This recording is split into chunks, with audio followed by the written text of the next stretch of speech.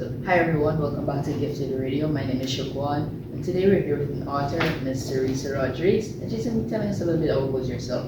So to start us off, can you introduce yourself and tell us a little bit about you? Well, my name is Teresa Rodrigues. I don't know, should I look at you or the camera?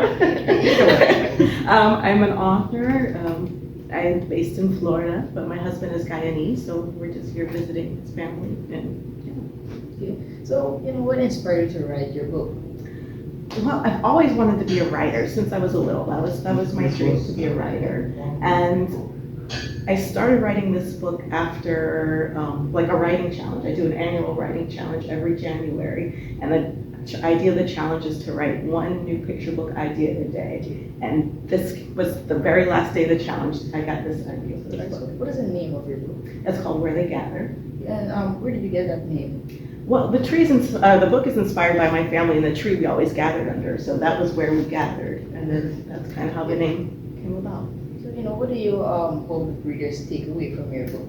I hope they take away that their gathering spaces and the people they gather with matter, their stories matter, and I just want them to like the sense of community that gathering spaces. So the story is based on like real life experiences of people. It is. It's based on my family and the palm tree that we gathered around under my grandmother's yard in Alabama. So, in your writing process, right, what was the hardest part about writing your book? Delving into the emotional side of the story, because the story is deeply personal, and it took a lot to kind of dig into that part of the book. And which character do you connect most with? It's funny because there's not really like a character, so to speak. There's like none of the characters have names, but I identify more with the matriarch of the family because she like embodies my grandmother, and actually the tree itself is a character, and that's what I identify with. Yeah, how long did you take to complete it? From start to finish, it took roughly a year and a half to write the book. It's a while. What advice would you give to an aspiring author? Just to learn everything that you can. Writing is a process that takes years to develop, so I'm still learning myself. I look at my previous draft and I was like, oh, that's not very good. So you're learning as you go along. So. Yeah, well, that brings me to my next question. How much did the book change from your first draft to the finishing product? The very first draft, I would say quite a bit, because I was actually reading it before this interview. I was like, oh, that's not that great. But yeah, quite a bit. So a little, but like the bones were still there. But okay. Do you have a specific scene that that you were really excited to see be illustrated? Honestly, I'd have to say no, because when I write, I don't necessarily think about the illustrations. I just write my words. But there was one scene when I saw the illustrations, I started crying, and that's the Where They Weep page, and it's just beautiful. What have you learned as an author that you wish you knew before publishing your first book? How long it takes.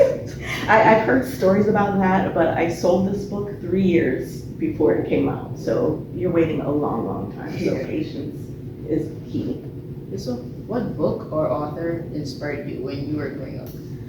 I didn't really have a favorite book growing up as a kid, and I don't know why. I hear people say that a lot, that they love certain books, but the only books I remember reading were like the Hardy Boys, Nancy Drew series. So I was like into mysteries, which is funny because I don't really write mysteries. Those are the books I love. What motivates you to continue writing? Just because I want to see the stories that I never had as a kid, if that makes sense. So I want every child to be able to see themselves in a book. So are you currently working on any other books? I am. I'm working on 2 picture books right now, and I'm actually on submissions with a young adult novel in verse. So what legacy do you hope your books carry for the younger generations? I hope that it just lets children follow their dreams. You're never too old to follow your dreams. This book came out when I was 50. I'm 50 years old, and that was like my first book. So you're never too old to follow your dream. Yeah. So, and my final question for you is, where can people find your book? Anywhere books are sold. Barnes and Noble, Amazon. Although we don't really like to say that, but wherever books are sold. So do you have a book that you just show? I do. Yes.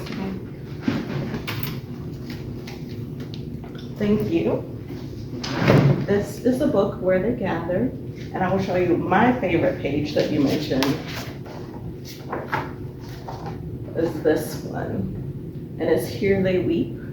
And actually, this was the illustrator, Jamie L. Law, who was a brilliant illustrator. This is his favorite page, and he told me this little mark right here, his daughter actually painted, which made me love the page even more. He was working on it, and she wanted to paint, and she just took a brush stroke, and instead of editing it out, he left it in. So I thought that was really sweet, because I think his daughter was about 2 or 3 at the time. So that's the end. I want to thank you for taking time to answer my questions and to speak a little bit about yourself and the book. thank you for having me, Siobhan. You're welcome, and thank you guys for listening. Bye.